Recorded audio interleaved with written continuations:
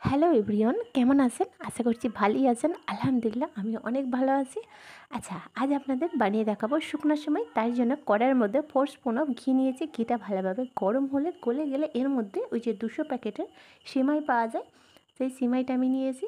আর সিমাইটা কিন্তু এইদিকে লক্ষ্য রাখতে হবে, সিমাইটা কোনোরকমভাবে ঝুরঝুরা কিংবা গুঁড়া করে নিলে হবে না। ওই যে আস্ত থাকে গোটা সিল করা প্যাকেট, সেটা কিন্তু একেবারে কড়াইয়ের মধ্যে ওই ঘিয়ের সাথে ভালোভাবে উল্টে পাল্টে না ভেজে নিতে হবে বেশ লাল লাল করে।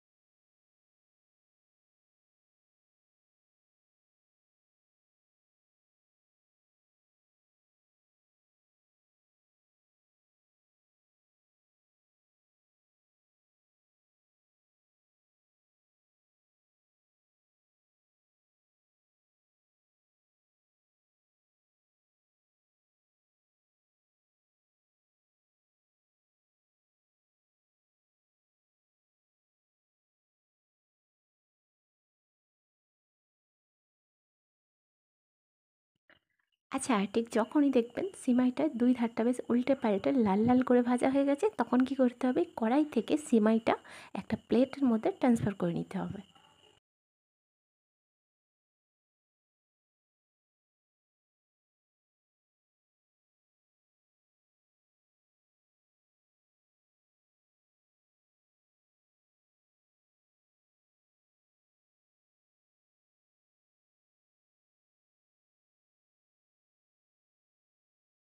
আচ্ছা, ঠিক ওই কড়াইতে একদম ক্লিন করে 4 স্পুনও ঘি অ্যাড করেছি।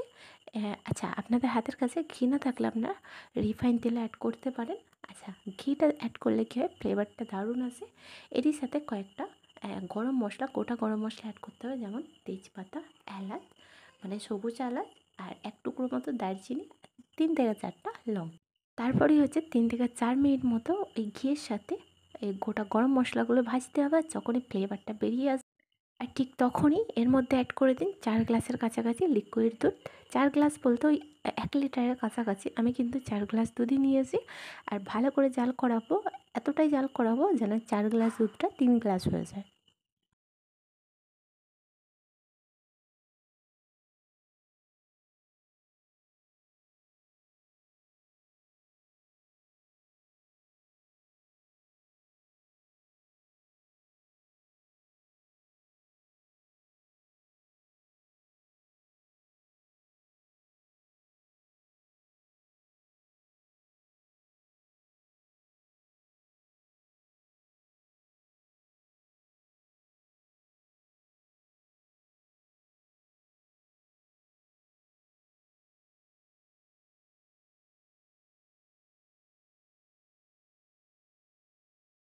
আচ্ছা, দুধটা ভালোভাবে জাল করানোর পর যখনই দেখবেন 4 গ্লাসের দুধটা 3 গ্লাস হয়ে গেছে, তখন এখানে পরিমাণ মতো চিনি অ্যাড করে দেন।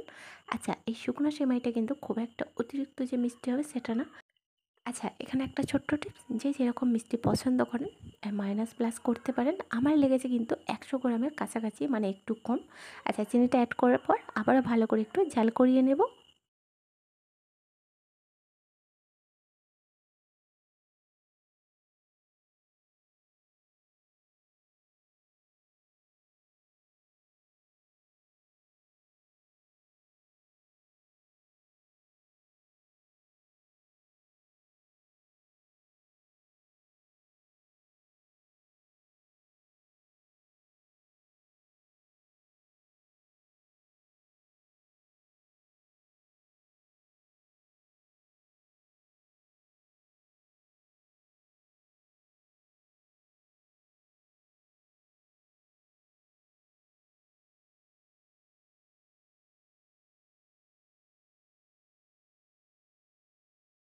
এরপর হচ্ছে কয়েকটা ড্রাই ফ্রুটস অ্যাড করব, যেমন কাজু, কিশমিশ এবং কাঠবাদাম। আমি কিন্তু অলরেডি এগুলোকে কাটিং করে রেখে দিয়েছি।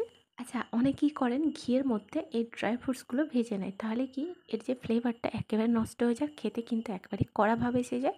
এই ছোট ছোট টিপসগুলো যদি আপনারা খেয়াল করেন এবং লক্ষ্য করেন তাহলে কিন্তু একই রকম সিমাই খেতে লাগে না। বিভিন্ন ধরনের সিমাই কিন্তু বিভিন্ন পদ্ধতিতে বানানো হয়। এই শুকনো সিমাইয়ের পদ্ধতিটা কিন্তু একেবারেই আলাদা, কিন্তু একেবারেই সহজ। আচ্ছা, ড্রাই ফ্রুটসগুলো অ্যাড করার ওই ৪ থেকে ৫ মিনিটের কাছাকাছি দুধের সাথে ভালো করে ফুটিয়ে নিতে হবে, যাতে ওটা কুক হয়ে যায়।